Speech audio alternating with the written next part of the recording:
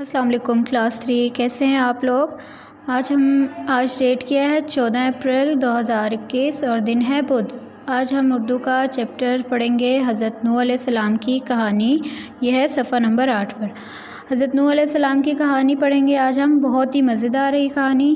سب سے پہلے میں آپ کو بتا دوں حضرت نوح علیہ السلام کون تھے۔ یہ اللہ تعالیٰ کے نبی تھے، اور نبی کسے کہتے ہیں یہ ہم یہاں پر پڑھتے ہیں۔ اللہ نے دنیا میں بہت سارے ایسے انسان بھیجے جو لوگوں کو اچھی باتیں بتاتے اور برے کام کرنے سے منع کرتے تھے۔ ان ایسے انسانوں کو کیا کہتے ہیں؟ ایسے انسانوں کو نبی کہتے ہیں۔ نبی کسے کہتے ہیں؟ وہ انسان جو لوگوں کو اللہ تعالیٰ جنہیں بھیجتے ہیں، خاص طور پہ جو لوگوں کو اچھی باتیں بتاتے اور برے کام کرنے سے منع کرتے تھے۔ اللہ کی آخری کتاب قرآن پاک۔ اللہ تعالیٰ کی آخری کتاب کون سی ہے؟ قرآن پاک، جس میں کچھ نبیوں کے نام اور ان کی کہانیاں ہیں۔ ان میں سے ایک کہانی حضرت نوح علیہ السلام کی بھی ہے۔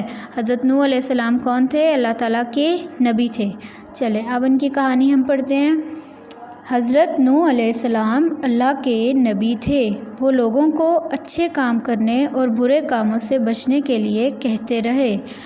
وہ بہت دنوں تک بلکہ بہت سالوں تک لوگوں کو سمجھاتے رہے، لیکن کچھ ہی لوگوں نے ان کی باتیں سن کر برے کاموں کو چھوڑا۔ باقی تمام لوگ برے کاموں میں مصروف رہے۔ مصروف کا مطلب ہوتا ہے برے کاموں میں ہی لگے رہے۔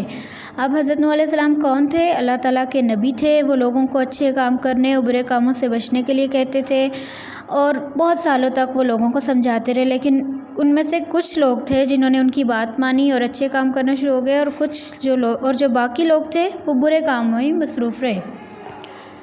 جب اتنے بہت سے سالوں تک ان کی کوششیں کامیاب نہ ہوئی تو اللہ نے ان لوگوں کو سزا دینے کا فیصلہ کیا۔ اللہ تعالیٰ نے کیا فیصلہ کیا؟ سزا دینے کا فیصلہ کیا۔ اللہ نے حضرت نوح علیہ السلام کو ایک بڑی کشتی بنانے کا حکم دیا۔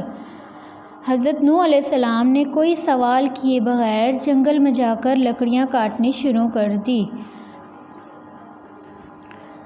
اب جب لوگوں نے حضرت نوح علیہ السلام کی بات نہیں مانی، ان کی کوششیں کامیاب جب نہ ہوئی، حضرت نوح علیہ السلام کی بات جب لوگوں نے نہیں مانی، ان کی کوششیں کامیاب نہ ہوئی، تو اللہ تعالیٰ نے کیا فیصلہ کیا؟ ان لوگوں کو سزا دینے کا فیصلہ کیا، اور اللہ تعالیٰ نے حضرت نوح علیہ السلام کو حکم دیا کہ آپ ایک بہت بڑی کشتی بنائیں۔ اب جو لوگ حضرت نوح علیہ السلام پر ایمان لے آئے تھے، ان کی باتیں مانتے تھے، وہ کیا کہلائے؟ ان کے ساتھی کہلائے۔ تو ان کے ساتھیوں نے ان کی مدد کی۔ دوسرے لوگ جو تھے، جو حضرت نوح علیہ السلام کی بات نہیں مانتے تھے، ان کو کام کرتے جب دیکھتے تو مذاق اڑاتے اور کیا کہتے تھے؟ یہ تم لوگ کہاں جانے کے لیے کشتی بنا رہے ہو؟ یہاں تو دور دور تک کوئی دریا یا سمندر نہیں، یہ کشتی مٹی پر چلاؤ گے کیا؟ اب جن لوگوں نے حضرت نوح علیہ السلام پر ایمان نہیں لایا تھا، وہ حضرت نوح علیہ السلام کا مذاق اڑاتے جب وہ کشتی بنا رہے تھے، کیونکہ کشتی بنانے کا حکم تو اللہ تعالیٰ نے ان کو دیا تھا، اور یہ اللہ تعالیٰ نے ان کو نہیں بتایا تھا کہ کیوں بنانی ہے کشتی۔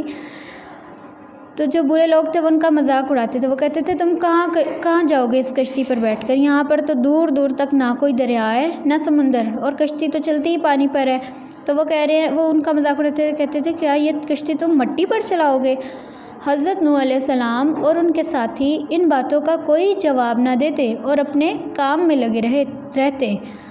کچھ دنوں میں بہت بڑی کشتی تیار ہو گئی، تو اللہ نے حکم دیا کہ تمام جانوروں اور پرندوں کا ایک ایک جوڑا اور کھانے پینے کا سامان کشتی میں رکھ لو۔ ایک ایک جوڑا مطلب کہ تمام جانوروں اور پرندوں کا ایک ایک پیئر جیسے ہوتا ہے، جیسے یہ آپ کو اس تصویر میں نظر آ رہا ہے کہ ہر جوڑا، جیسے ہاتھی کا جوڑا جا رہا ہے، شیروں کا، زرافے کا، زیبرے کا اور زرافے کا، یہ سارے جوڑے اس طرح ایک ایک جوڑا، اور پرندوں کے ایک ایک جوڑے کا حکم دیا تھا کہ اللہ تعالیٰ نے انہیں حکم دیا تھا کہ کشتی میں سوار کر لیں۔ پھر اس کے بعد اللہ تعالیٰ نے انہیں حکم دیا کہ اب کشتی میں سوار ہو جاؤ۔ وہ لوگ حضرت نوح علیہ السلام اور ان کے ساتھی جو ان پر ایمان لے آئے تھے، ان لوگوں کو حکم دیا کہ کشتی میں سوار ہو جاؤ۔ ان لوگوں نے ایسا ہی کیا۔ جو لوگ دیکھ رہے تھے وہ مذاق اڑانے لگے۔ کون سے لوگ مذاق اڑانے لگے؟ جو ان پر ایمان نہیں لائے تھے، وہ ان کا مذاق اڑانے لگے اور کہنے لگے، ارے ان سب کو کیا ہو گیا ہے؟ یہ کیوں کشتی میں بیٹھ رہے ہیں؟ نافرمان لوگوں میں حضرت نوح علیہ السلام کا بیٹا بھی شامل تھا۔ نافرمان کون ہوتے ہیں؟ جنہوں نے ان کی بات نہیں مانی۔ ان لوگوں میں حضرت نوح علیہ السلام کا اپنا بیٹا بھی شامل تھا۔ حضرت نوح علیہ السلام نے اسے پہلے بھی سمجھایا تھا لیکن وہ نہ مانا۔ ایک بار پھر انہوں نے اسے بلایا مگر اس نے کہا میری فکر نہ کریں، مجھے کچھ نہیں ہوگا۔ پھر کیا ہوا؟ اچانک بادل آ گئے اور بہت تیز بارش ہونے لگی۔ تھوڑی دیر میں ایسا لگا کہ جیسے زمین سے بھی پانی ابل رہا ہو، چاروں طرف پانی ہی پانی ہو گیا۔ لوگ اپنی جان بچانے کے لیے ادھر ادھر بھاگنے لگے، کچھ درختوں پر چڑھ گئے اور کچھ مکانوں کی چھتوں پر، لیکن اتنا پانی ہو گیا کہ درخت بھی ڈوب گئے اور مکان بھی، یہاں تک کہ جس پہاڑ پر حضرت نوح علیہ السلام کا بیٹا اپنی جان بچانے کے لیے چڑھ گیا تھا وہ بھی ڈوب گیا۔